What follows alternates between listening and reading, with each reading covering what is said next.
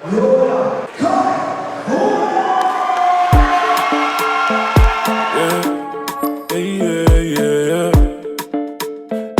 Notes, very upon this.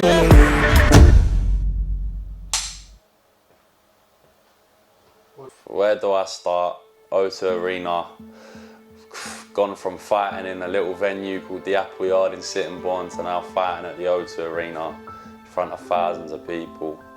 Obviously it's in the Indigo, which is like a separate part to the O2, but the fact that I'm even walking through them doors into the big white dome and fighting in an arena where the likes of Joshua's walked into, Fury's walked into, Canelo's walked into, like it's dreams.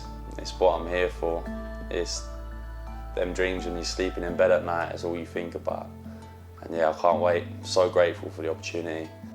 Well, I think the main goal is obviously to become a professional boxer. Obviously I know the boxing industry with professionals is not exactly at a high at the moment, but then obviously you've got things like Misfits boxing and the YouTube boxing scene. That's where the exposure's at, that's where the money's at. Likes of KSI, Jake Paul, Logan Paul, Tommy Fury. Like they're the big guys in the business at the moment. So hopefully a few more fights under my belt, get myself on a promotion like that, and then the world's my oyster really, just go from there. Obviously I have quite a hard training program. I train pretty much every day, 5 days a week. That's either in the gym with Billy Rumble, my boxing coach, or down at Snap Fitness with my PT Jack. So physically wise, it's that. Diet's not really a massive thing for me, obviously, because I'm a heavyweight. So it's like 92 kilo and above. They're not really too bothered on your weight with the style of boxing that I box at and the standard that I box at. So it's not really dieting, but obviously the body is your temple, so you need to be careful what you're eating and what you're drinking, no alcohol, and looking after yourself really. But my training will be 5 times a week. I balance that out, maybe twice a day sometimes, sparring, my PT work with Jack, circuits, going out for runs, yeah, a bit of everything really. So obviously as well as training with Billy, I'll be training with Jack down at Snap Fitness. He'll be doing my strength and conditioning. My sports therapy, I'm with Muscle Men, so a girl named Molly Stevens, I reached out to her on Instagram. She's gonna be doing my sports massages throughout the whole of camp, making sure I've got no injuries. If I do pick up an injury, making sure it doesn't last as long and set me back for a long period of time. And yeah, mentally, just taking it all in and enjoying myself, having a smile on my face. I don't really sit around and overthink stuff and get nervous and let things get me down. So as long as I'm positive throughout the whole of camp and I've got my team around me and I have a good team around me, then everything should fall into place nicely. Do you know what, like since I've started boxing, I'm not really the one to get nervous. I don't get nervous when I'm fighting. I don't know if that's a good thing, I don't know if that's a bad thing, and maybe I'm too overconfident. Like I'm not a cocky and arrogant person, but I just don't see nerves as a big thing for me. I don't really get nervous. I think my mum and dad and my family and my friends, they actually get more nervous than I do, because obviously they want the best for me and they want me to succeed. But who knows? Maybe the venue and the fact it's getting filmed for this documentary and the pressure and how many people are going to be watching throughout this training program and throughout the production of this documentary and the fight itself at the O2, maybe the nerves will start settling in and you'll see me shaking on the camera when it comes to fight night, but it's all part of the game. You see the likes of Tyson Fury and Anthony Joshua, they're multi-millionaires. They're doing what they love, they're in the gym every day training. They don't have to work a 9 to 5, they don't have to work shift work. They've got sponsorship deals, they're on the telly, people are looking up to them, they inspire people. That's where I want to be at. Obviously, you've got one life, you're put on this earth for one time and one time only, so you need to make the best of it while you're here. But even if the pro boxing thing doesn't work out, even something like the Misfits boxing and the YouTube industry and fighting influencers, like that's huge at the moment. Any exposure is good exposure. So if it doesn't work out professionally, then there's always a plan B to fall back on. So I can see you've got a belt there in the corner. Yeah. Is that like your most memorable fight? My baby. Obviously a couple of months ago I fought on Billy Rumble's show. It was an open air show outside in front of, I think it was 1,200 people. I think we did about 1,200 people worth of tickets. Fighting in my hometown, first time fighting for a title. Fought a guy taller than me. First time I've actually stood next to someone that's actually taller than me. I think he was like 6'8" or something like that. 100% my most memorable. I'd say my two most memorable fights is either this one when I won my belt or my fight against Asher Kelly, because obviously that's the only loss that I've had. So I took the L there, and I've learnt a lot from that fight. They're probably my two most memorable. But yeah, fighting in front of all them people outside. That was the first fight that I had proper sponsors as well. I had sponsors all over my kit, all over my t-shirt, all over my shorts. I felt like a pro that day. Honestly, the amount of positivity that come my way, everyone shouting and cheering my name as I walked outside, and 100% the most memorable. Probably why I've not managed to put this belt down. Every time I walk in here, I grab hold of it and put it around me. Just put 110% into it, 110%, believe in yourself. Don't be fearful of anybody.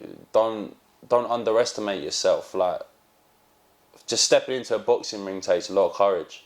Stepping into a boxing gym takes a lot of courage. Like, when you're walking in there on your own into a fresh gym and you see these boxers that have been there for years, like, it's quite intimidating. But as long as you put your 110% into it, you believe in yourself, and you don't take no shortcuts, like, the world's your oyster. If you have a good team around you, a good coach, a good relationship with the boys in the gym, anything's possible. I've been blessed since I've been born. Like, my parents I wouldn't say they've given me everything. Like, they've not spoiled me. I'm not a spoiled child. Like, they don't just throw money at me, but they've never made me miss out on anything. Whatever I've needed has been there. Obviously, I've worked hard for it. I've worked since the age of 16. Got a career and a job now. Like, it's not like I've sat around and my mum and dad just done everything for me, but they've blessed me with a good life, a good childhood.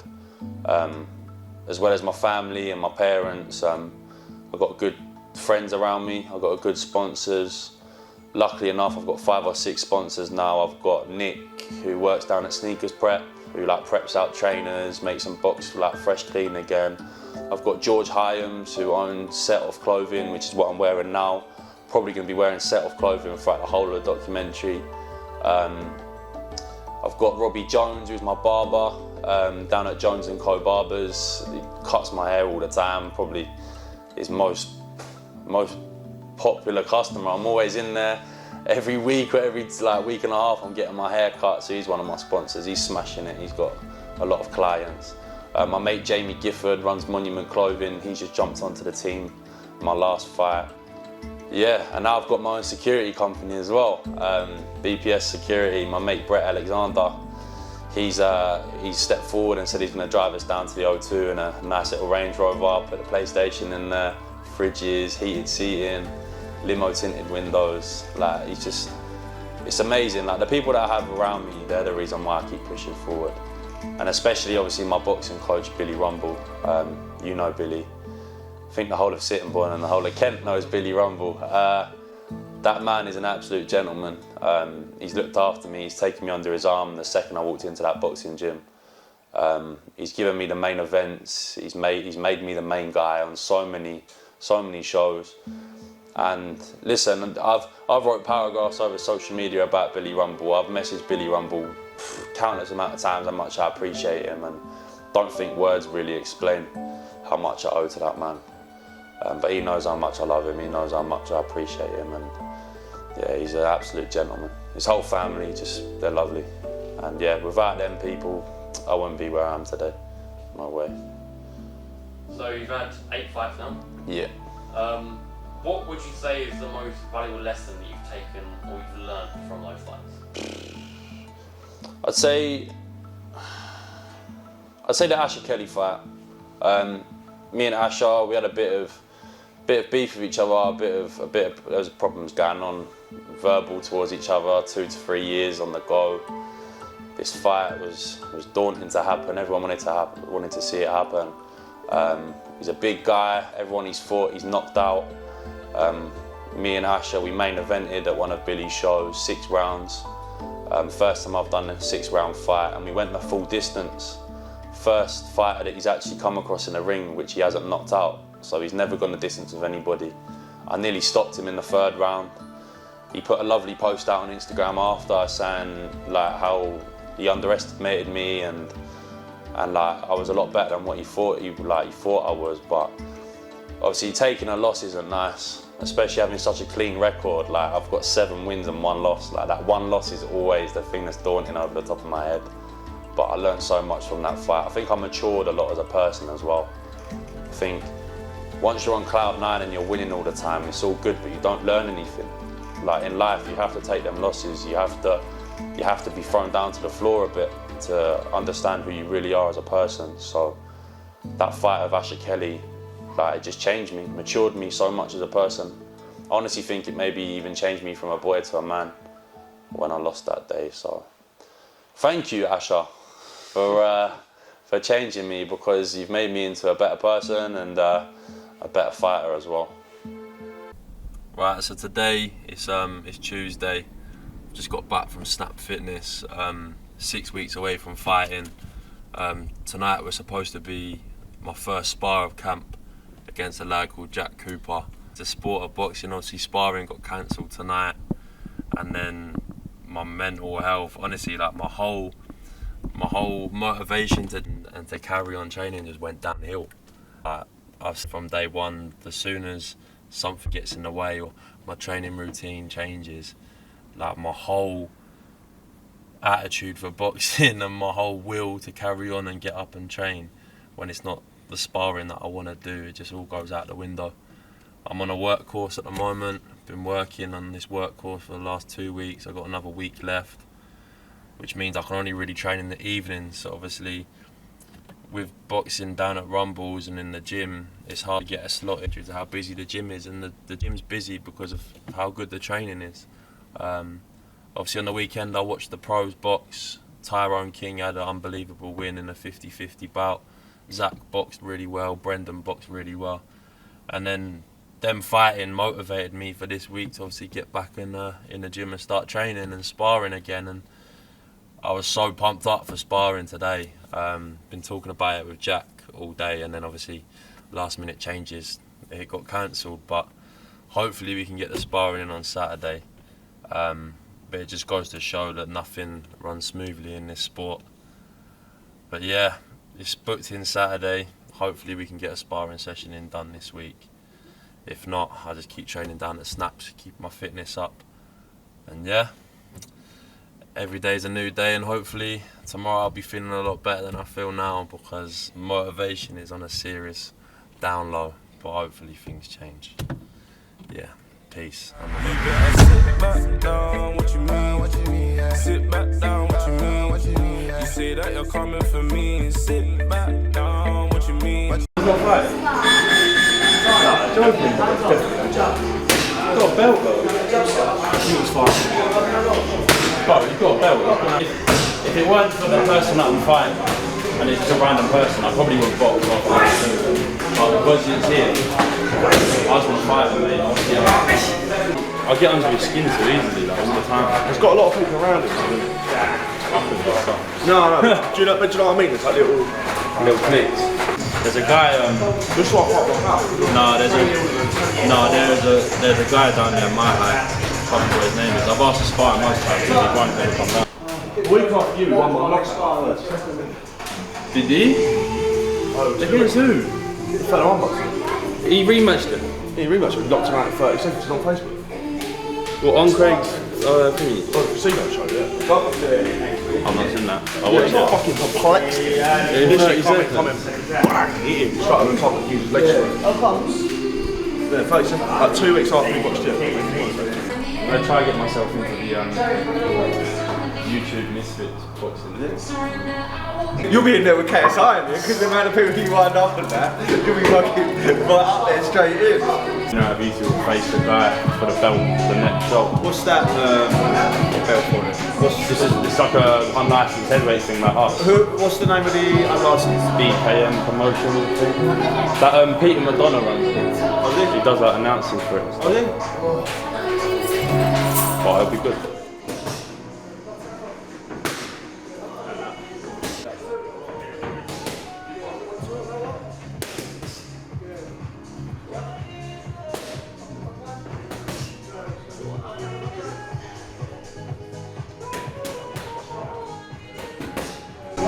First bar at camp. Yeah, perfect, mate, thank you. You're an egg guard? No, I never bought one. I never sparred one. Oh, you want five?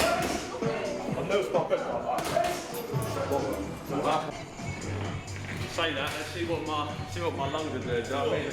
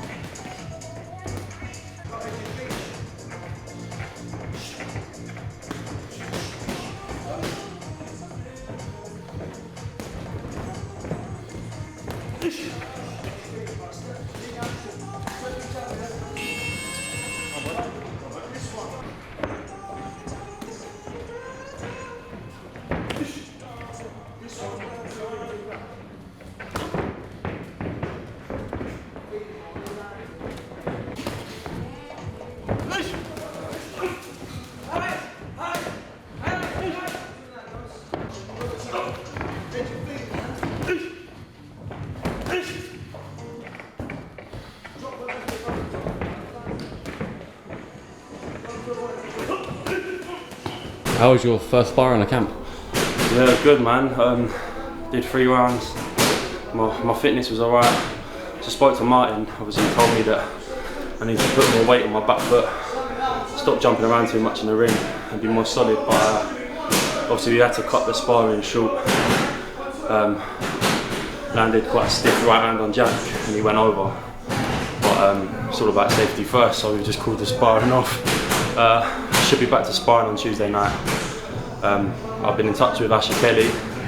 Obviously everyone knows about Asher and me already, like we boxed each other a few years ago for the prize champion belt, and Asher said he's happy to jump in on the sparring camp, so hopefully we get more sparring. But I feel good, man. Feel good. Was it good watching me first time watching me spar? Yeah, 100%, boy. Yeah? 100%. Good, man. 6 more weeks of camp. Yeah, man, 6 weeks. Yeah. After this week we got, I think maybe 5.5, 6 weeks. But I feel good, man. I've been training every day. My fitness is a lot better than I thought it'd be for that spar. So yeah, we're good. I'm gonna go up to London and spar my boy Ollie Edwards. There's boys up there like Isaac Chamberlain who boxes for Sky Sports. So hopefully I can get up there and spar them boys. But yeah, 5 weeks. We'll be ready, man. Today is the day where my coaches finally get involved. My boxing coach Billy just come back from Turkey. His flight was this morning, so now he's back in the UK. My PT Jack, got my first session with him now. Literally just turned up to Snap Fitness.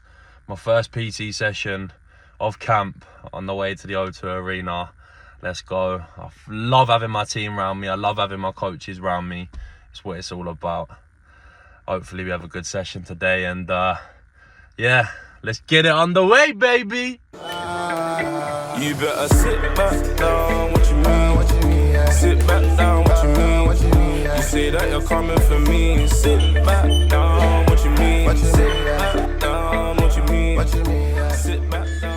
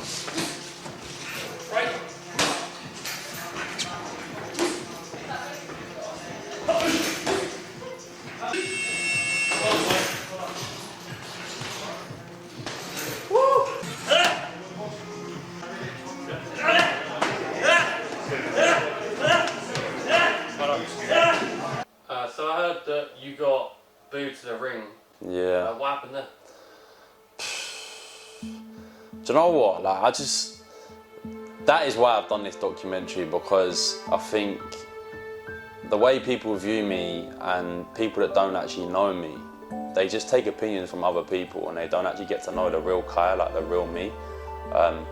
So yeah, on my second fight, I believe it was at Forster Manor, I fought a boy called Lewis Clark, quite a well-known boy in Sittingbourne.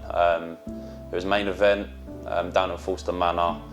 It wasn't a very big show, but obviously due to the fact that boxing was in Sittingbourne and it was spoken about a lot of people in Sittingbourne were down there. I wouldn't say I was the most popular person at the time in Sittingbourne. For years, like from the age of 18 to 20, I just got so much hate. I don't know why. I got hate from people that I didn't know. People were making comments about me and putting things on social media and Twitter about me, but I've not actually sat in front of that person and ever had a conversation with them before. So I was getting a lot of negative hate, and I don't really understand why. That's what sort of ruined my mental health a lot, put me down as a like it wasn't nice. Like, I walked to the ring and all I heard was people booing, and like I was like, what? Like for a fighter to walk out and get in the ring and be mentally prepared to fight, being my second fight, so I'm not even used to this pressure yet. I'm brand new to this sport, and I've got people booing me. I'm like, what is going on? Like, what have I done wrong to these people? And most of the time it was because like people didn't give me a chance. They just got perception from other people, and then they just hated me for no reason. And then the one quote I'll always remember, and I get it 24/7. Every time I'm out, someone will come up to me at the beginning of the night and they'll either go, "I'm sorry about how I treated you in the past." They'll shake my hand and they'll say, "You're doing well for yourself, keep it up." Or they'll spend the whole night with me, like in a club or at a bar or in a pub, and then they'll go, "Do you know what? You're not actually as bad as what people say you are. Like, I'm actually sorry for even thinking about that about you." And most of the time, it does wind me up, because all that stuff that I went through as a young teenager and a kid in school, the amount of times I come home and cry to my mum and dad, like, why are people treating me like this? Like, it infuriates me that they turn around to me and say, "I'm sorry that I treated you like that." But I get it, like, I understand it.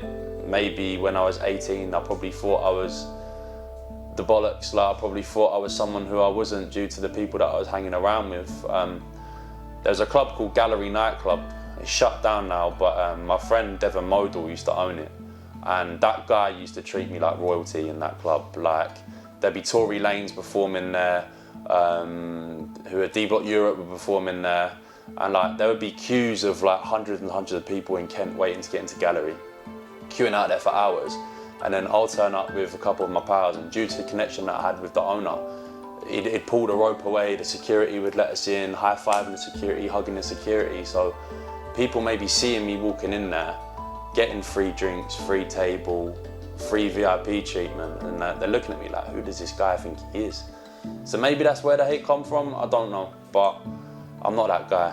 And if you haven't met me, please just, and you have a bad opinion on me, please just come talk to me, because 9 times out of 10 will change that.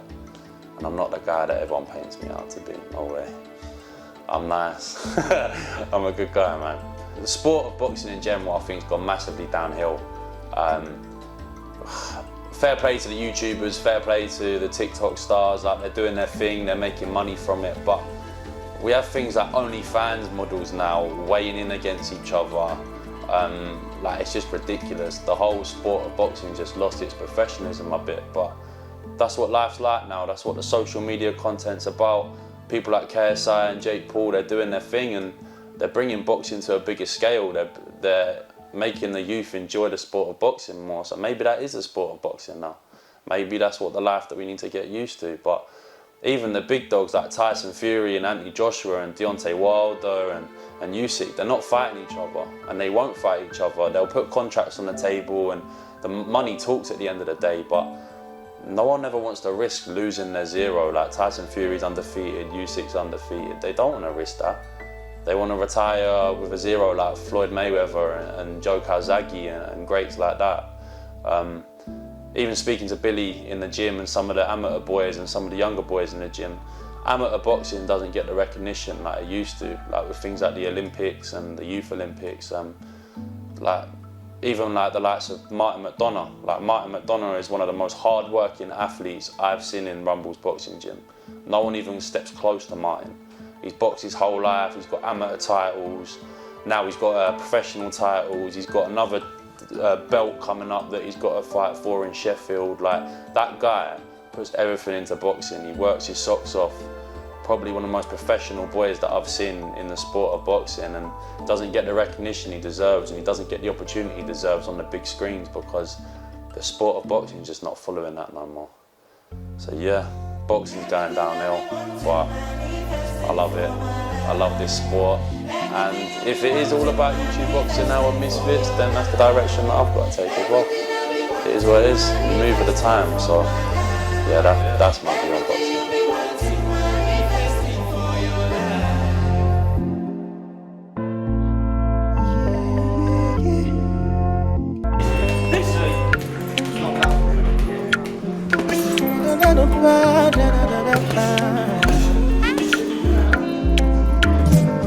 This year, blessing, money, testimony.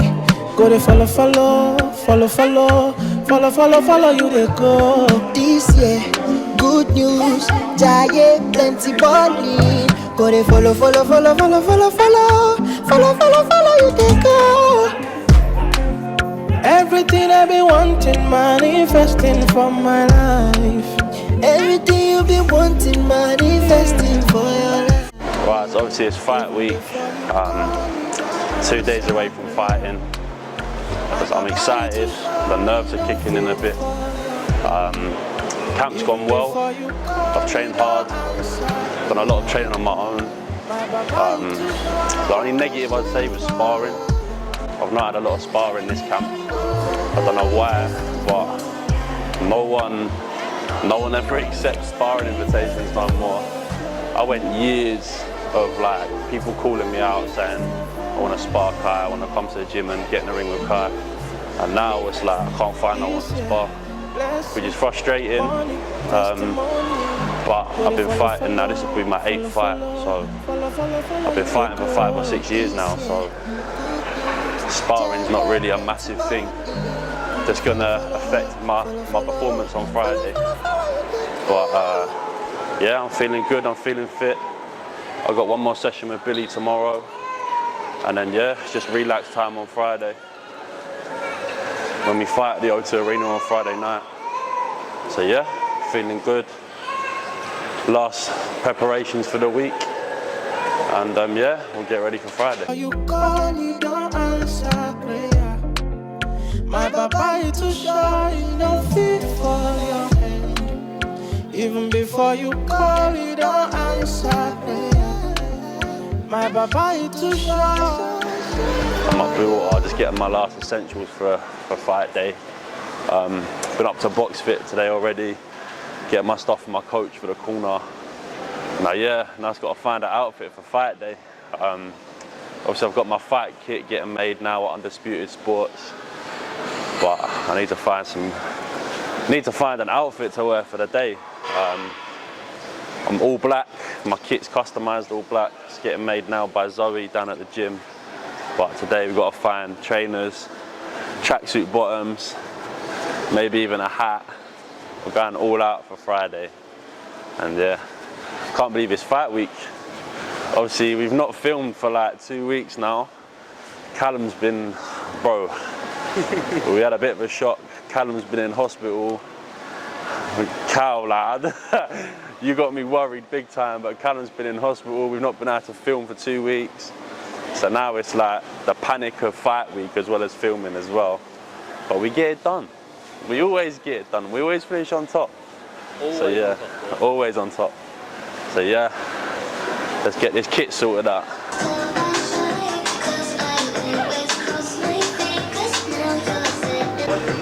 Perfect, bro.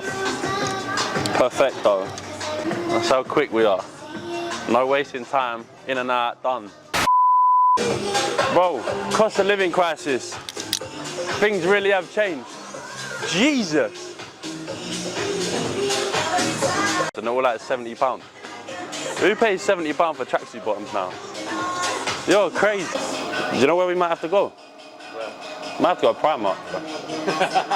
That's what, I've not been paid.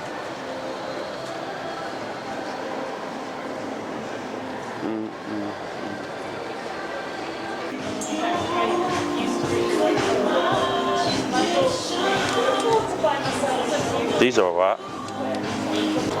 They're extra small. Don't think I'll be fitting in them. Do you know what, yeah, I just think nowadays everything's just like, all the tracksuit bottoms are £50, £60. Don't know what's happened. So, I've literally just come off the phone with my mate Brett. He's giving me the news that he's gonna pick us up on Friday in one of his cars. We're gonna get transport to the O2 Arena. Gonna get food up there before we walk into the arena. Meet my coach, get my hands wrapped up, film some content for the documentary, and then it's fight night. Yeah, I'm looking forward to it. I'm buzzing. The nerves are starting to kick in now. Everyone's buying tickets, so thank you to everybody that's buying tickets for Friday night. That's really appreciated. And yeah, it's go time. Failed getting an outfit in Blue Water today. Couldn't find tracksuit bottoms, couldn't find a good pair of trainers, so even more added stresses for the next 2 days. Managed to get myself a hat.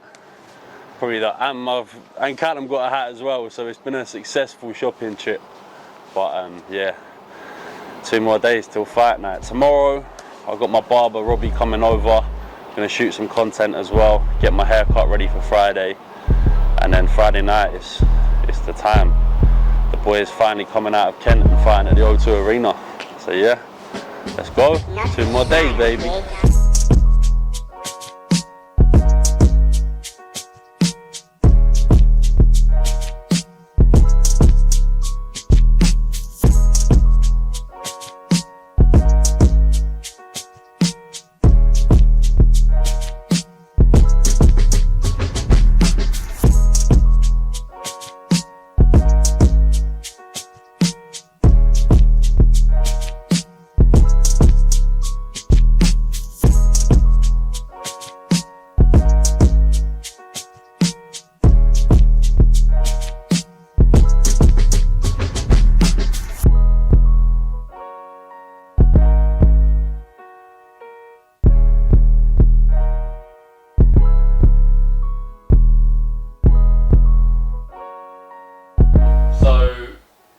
Before your previous fight, Yeah.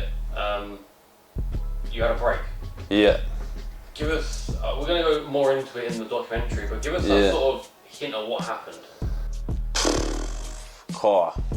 So obviously lockdown didn't help.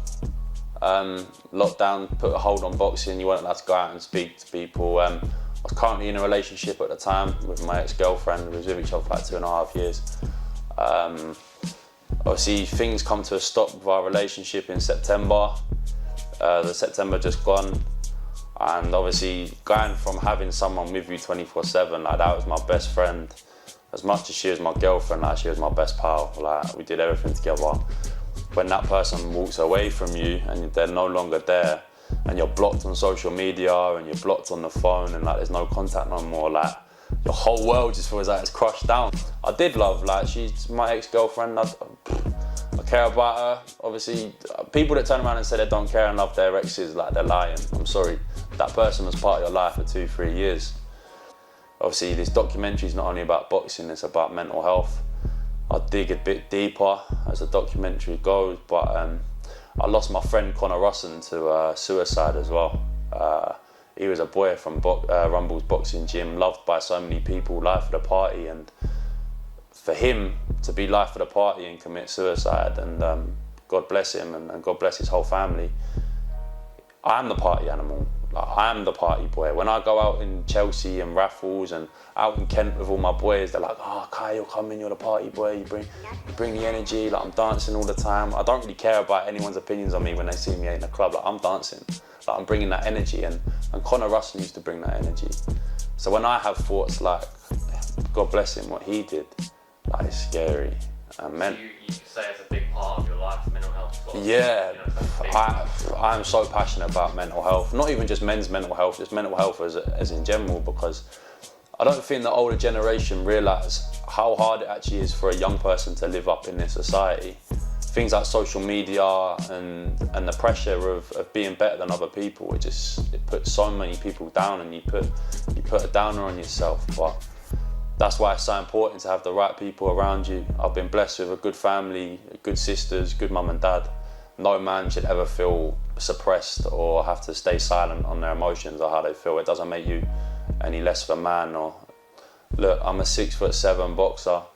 People probably look at me and go, "Oh, fucking hell, like he's a big guy," but deep down he's a teddy bear. People watching this, I hope that it allows them to be able to open up their feelings and find the support and the help that they need, so they don't turn to what one of my pals did. It's going to be a journey. Obviously, Callum is filming this whole documentary. He's putting a lot of hard work into it. I appreciate him big time. He's going to be part of the whole journey up to the O2. But the main thing is, as much as it is my fight and as much as this is a journey for myself, I want people to watch this and realise that there are people out there that you can turn to. There are people out there that will listen to your feelings and be there for you, and that is me, myself. People have got me on Instagram. If you need someone to turn to or someone to message, then please message me, because I wish my friend done that and messaged me, because maybe it'd still be here today. Yeah, let's go. Road to the O2 Arena.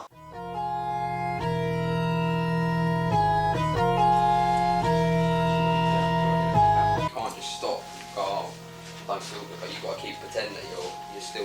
Yeah, it was hard though. Yeah, I bet it was, man. And then you've got to try and motivate yourself to get out and do anything, let alone punch someone else in the face and get punched in the face.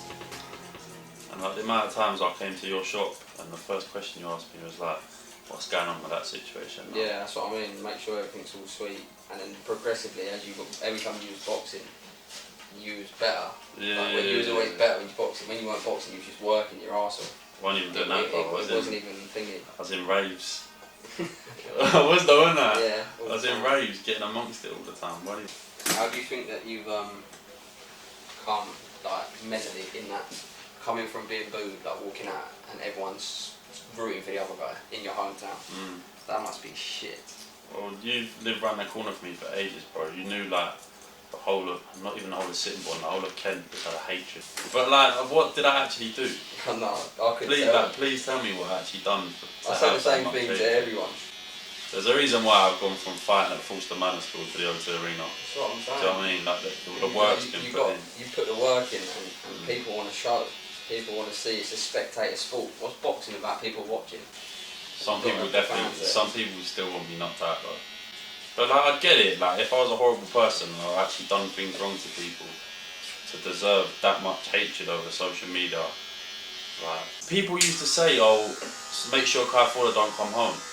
What? Like, I'll put £100 bounty to make sure Kai end up in hospital. Like, don't allow him to come home from Maidstone. I'm spending the whole night, mate, looking over my shoulder, making sure there's not a knife put in me, or I'm not jumped by a group of boys.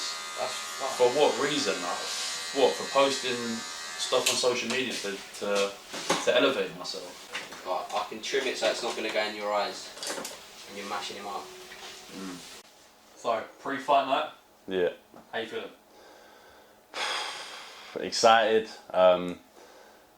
nervous, I'd say. Not nervous as in like I'm not ready nervous, but nervous as in like the scale and the stage that I'm fighting on is so much bigger than what I've fought on previously. All that's been ticking around in my head all week is O2 Arena, O2 Arena. I'm literally fighting in the O2 Arena. So yeah, I'm excited. The nerves are starting to kick in, but it's what I'm here to do. That's what I love doing. That's what I love about this sport. So yeah, I'm feeling good. So I took the fight on quite a short notice, but I know mentally I'm such a better person, and my life goes better when I've got a fight coming up. Camp's gone well. Obviously I'm coming in a lot heavier this time round, so a lot heavier than I normally am. Physically, yeah, I'm ready. I'm strong. I've done a lot of sessions with my strength and conditioning coach. I've worked well with Billy. I had my final pad session today, and I look strong. Probably the strongest I've looked on pads the whole of camp. Do feel a bit heavier than what I normally do, but that's where the knockout power comes from. So yeah, I'm feeling good. Maybe a year ago I didn't think I'd ever box again. My mental health was terrible. Suicidal thoughts, long drives at night time, sometimes thinking I weren't going to make my way back. A bad breakup with my ex-girlfriend that sent me off the rails a bit. But I just want everyone to enjoy it. People that come to watch me, my family, my friends, they're not used to watch me on a big stage like that. I'm hoping they can see the progression and they can see the elevation.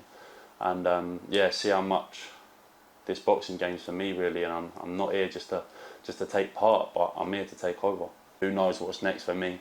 The promotion team, they're excited that I'm coming. They're looking forward to seeing what I can do. They're looking forward to potentially working with me in the future. So yeah, I need a big night tomorrow night. I really do need a big night tomorrow. I think I'm looking forward to going to Paris for 4 days. I'm a big kid at heart, going to Disneyland, seeing my sister, spending time with my family. Like I'm looking forward to doing that. I'll be throwing a celebration party 100%. If I do lose tomorrow, hopefully that's not the outcome, but if I do, it's a learning curve. And still, I've gone onto a show as an away fighter from Kent. I'm not in their circle, I'm not a London fighter, I don't belong to their promotion. Me and my team are going up there as the away team tomorrow.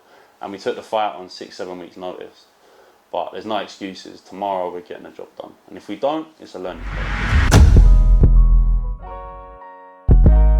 It's proper shit, basically. And I think to see someone that you love so much go through something so dark. We called it a day. And then my whole world just fell down. I lose that person, it killed me. It sent me to the point of thinking, why am I actually here?